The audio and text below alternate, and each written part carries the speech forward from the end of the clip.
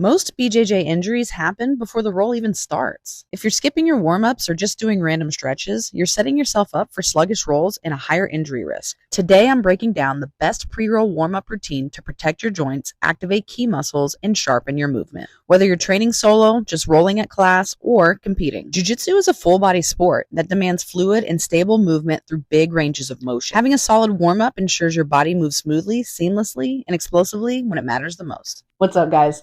I'm Gaidama's performance expert, and I've been with the brand since its inception in 2020. I'm beyond excited to grow alongside the best jiu-jitsu apparel brand in the world and bring you guys science-backed strategies to elevate your jiu-jitsu game. Each month, I'll be sharing performance-driven tips on strength, conditioning, jiu-jitsu skills, and competition strategy.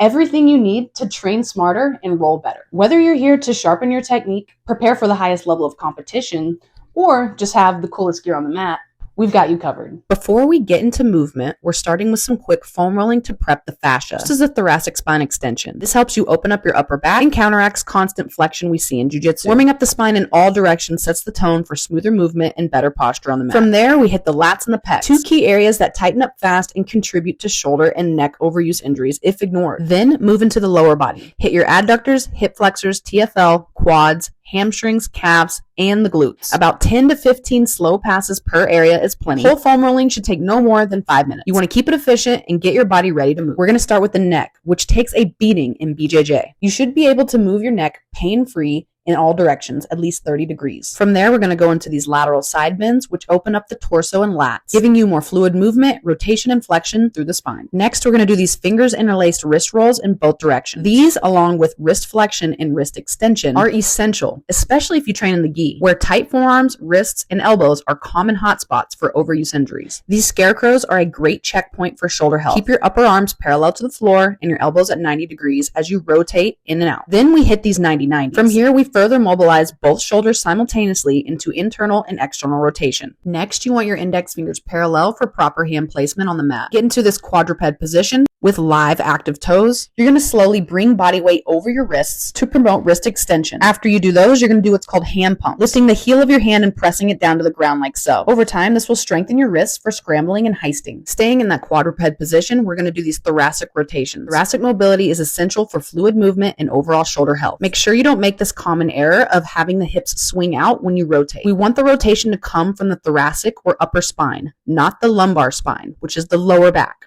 After that, we're set up perfectly to go into our yoga down dog sequences. For the first pass through with down dog, we're going to bicycle our calves for 10 reps. This opens up the hamstrings and calves and sets us up for smoother inversions, tripod transitions, scrambles, and base from bottom. Also in the first pass through is low cobra, stopping on our elbows and breathing for 3 to 5 deep breaths. This is the first level of gentle lumbar extension. This helps counterbalance all the flexion we do in jiu-jitsu. On the second and final pass, we're going to bicycle the legs again, and this time we're going to add a scorpion back step. This adds more rotation through the lumbar spine, as well as some lateral flexion of the trunk and the lats. Do one sequence on each side.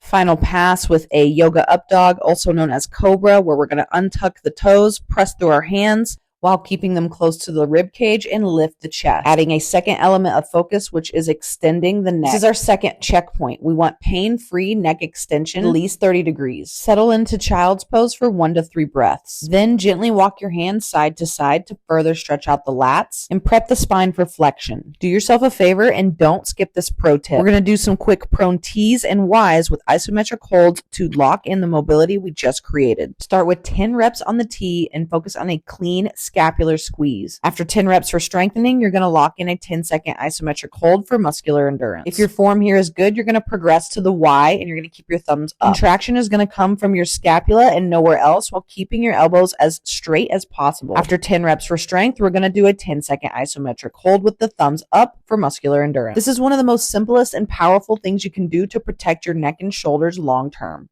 Now we're going into a classic jiu-jitsu warm-up, collectively known as egg beaters, and most gyms do this for a reason. It's a 90-90 bend at the hip and the knee, rotating both hips but in opposing directions, one clockwise, one counterclockwise. This is a smooth and controlled way to wake up the hips, knees, and core before we start moving with real intention. Next is a movement I came up with called the hip scissors. We're still supine, but now we're focusing on hip abduction and adduction. By overlapping the legs across the midline, we create a smooth gliding rhythm. Next up is the pretzel sequence. This is a mobility drill I learned a while back. It was popularized by a man named Brett Jones, and it opens up the thoracic spine and unsticks the ribs. Start with the bottom leg straight and pull that leg into knee flexion for alignment. Your top leg crosses over for a 90-90 alignment. Here, we're going to physically grab our ribs and do 3 rib pulls as we look away each rep nice and slow. Then you'll reach your opposite arm out, palm up and in line with the shoulder. You'll see I'm not fully touching the ground, and that's totally fine. Work with what your body gives you right now, and you'll build your mobility over time. Do one whole sequence on each side. Next, yoga plow.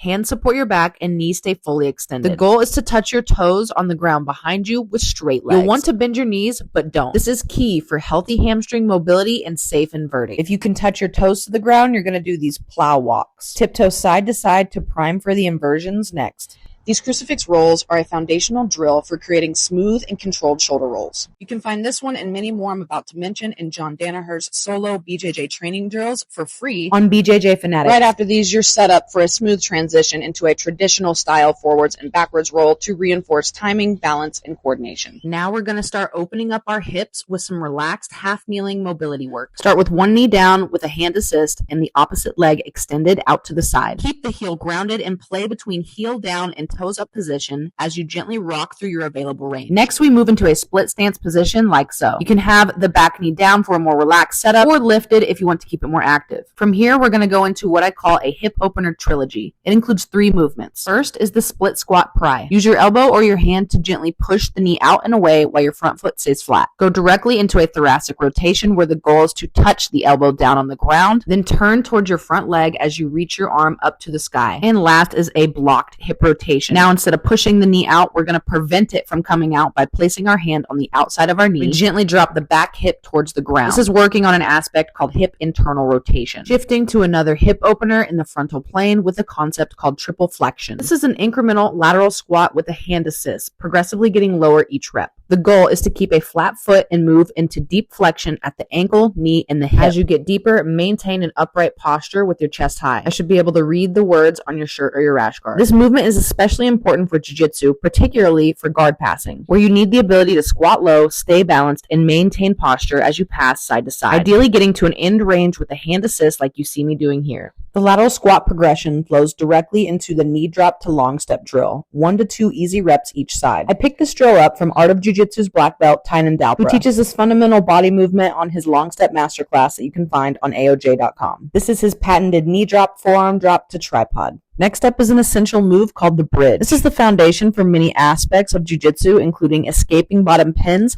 heisting, shrimping, and guard sweeps. These next drills come from John Danaher's BJJ Solo Drills Instructional. First is an asymmetrical bridge to your knees. On all of these, we're going to do 1 to 2 easy reps each side. From there, you want to bridge to an inversion or a shoulder roll, using one leg as a drive leg and bringing your head between your 2 legs with your legs straight. Then you're going to progress your bridge into a shrimp, and finally a bridge into a reverse shrimp. Next is Marcelo's butterfly sequence. It starts with a forward shift into a seated position, a quick butt scoop into a butterfly sweep with a side bridge, and then finish with a hopping tripod. This movement sequence is pulled straight from his butterfly sweeps instruction on BJJ Fanatics. Next, we're going to do 1 rep per side of the technical stand-up. This movement is crucial for sweeps, heisting, and any situation where you need to get off the ground quickly with control. Make sure you don't make this common mistake of stepping the back leg too shallow or too wide.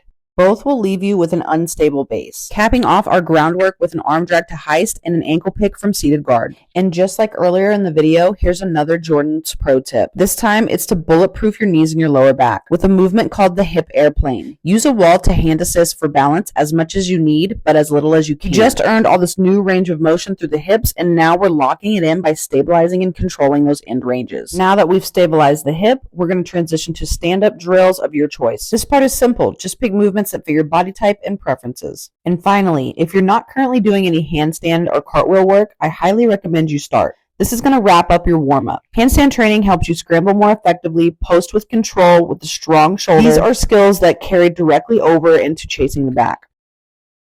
Hey, If you found this video helpful, make sure to like and subscribe. Yes, it is for the algorithm, but also so you'll be the first to know when we drop BJJ performance tips. And if there's a specific skill, topic, or issue you guys want me to cover, make sure to drop it in the comments below. I read every single one of them, and I'm always looking for ways to help you guys roll better and train smarter. I'll see you on the mats.